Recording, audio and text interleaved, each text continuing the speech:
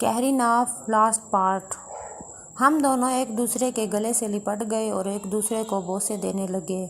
اب مجھے یاسمین کا خیال آیا تو جلدی سے کپڑے پہن لیے اور علیم نے میری پیروی کی۔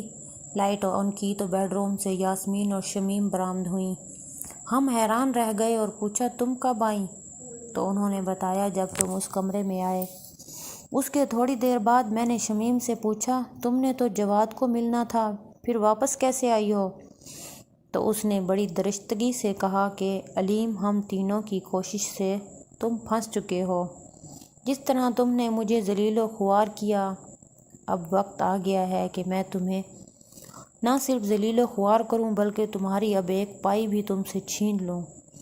مجھے کچھ سمجھ نہ آ رہی تھی تو یاسمین بولی کہ مووی تھیٹر میں شمیم نے مجھے ایک کاغذ دیا تھا، میں نے اسے پرس میں رکھا اور بھول گئی۔ میں یہی سمجھی تھی شمیم لیسبین ہے اور لو لیٹر لکھا ہوگا، اس لیے آپ سے بھی ذکر نہ کیا۔ دوسرے دن یعنی کل میں نے پرس کھولا تو شمیم کا لیٹر ہی تھا۔ کھول کر دیکھا تو لکھا تھا میں مشکل میں ہوں، مجھے اکیلے ملو یا اس فون پر بات کرو۔ یہ فون میرا پرائیویٹ ہے مگر صرف انکمنگ ہے، میں فون نہیں کر سکتی۔ میں نے فون شمیم کو دیا تو شمیم نے کہا پلیز ساتھ والے کیفیٹیریا میں ملو، اور ہم نے آدھا گھنٹے بعد ملاقات کی اور شمیم نے مجھے وہاں علیم اور اس کے بوائے فرینڈ کے بارے میں بتا دیا۔ ساری سٹوری سن کر ہم دونوں نے ایک مشکوک اس کی آواز پر پرجوش تھی مگر تم نے مجھے بھی ہوا نہ لگنے دی، میں نے رنجیدہ ہو کر کہا۔ تو یاسمین بولی آپی مجھے معلوم تھا آپ سے اگر بات کی تو پورا ساتھ دیں گی مگر پھر اس در حقیقت کا تنگ نہ بھرا جا سکتا تھا۔ ممکن ہے آپ ایسا سوال کر دیتی جس سے یہ ممکن ہو جاتا، کیونکہ یہ ایک بیرسٹر لا ہے اور کافی مشہور ہے۔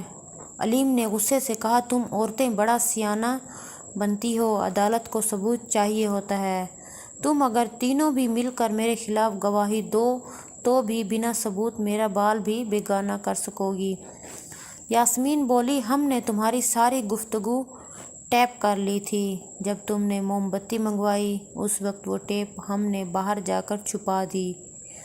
اس وقت پولیس شاید تمہارے گھر کی تلاشی لے کر ڈلڈو برآمد کر چکی ہوگی، کیونکہ جب ہم باہر گئی تھیں تو پولیس اسٹیشن میں رپورٹ لکھوا آئی تھی۔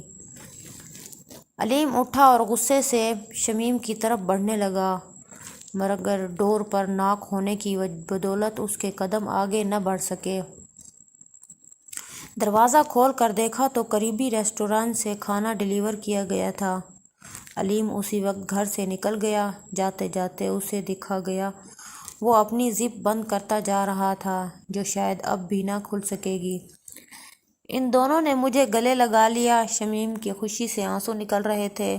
میں نے پوچھا بات پولیس تک پہنچ چکی ہے اور میں بھی لپیٹ میں آ سکتی ہوں؟ نہیں آپی، یاسمین بولی پولیس والوں سے بات ہو چکی ہے کہ ایک خاتون علیم کو پکڑوانے کے لیے کردار ادا کر رہی ہے اور نہ وہ پولیس کے سامنے ہوگی اور نہ اس کا نام آئے۔ چاہیے یاسمین پولیس کے مشورے سے علیم اور اس کے بوائے فرینڈ سے تعاون کرتی رہی۔ کیس کو ثبوت کی ضرورت تھی کہ شمیم نے جو رپورٹ لکھوائی تھی علیم کے خلاف، تو پولیس کی رہنمائی کی بدولت شمیم کو حوصلہ ہوا، کیونکہ علیم ایک کامیاب بیرسٹر تھا۔ اس پر پولیس کچا ہاتھ نہ ڈالنا چاہتی تھی۔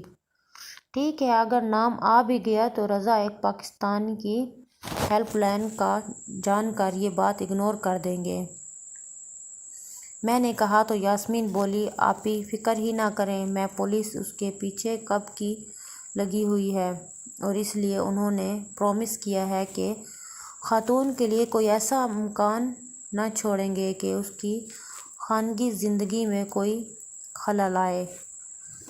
علیم کو گرفتار کر لیا گیا۔ پولیس نے کیس کچھ اس طرح بنایا کہ سیما اور یاسمین کا نام تک نہ آیا۔ شمیم کو علیم کی ساری جائیداد مل گئی جو کہ بلینز ڈالر میں تھی۔ علیم سزا سننے کا انتظار کر رہا ہے جو کہ عمر قید تک ہو سکتی ہے۔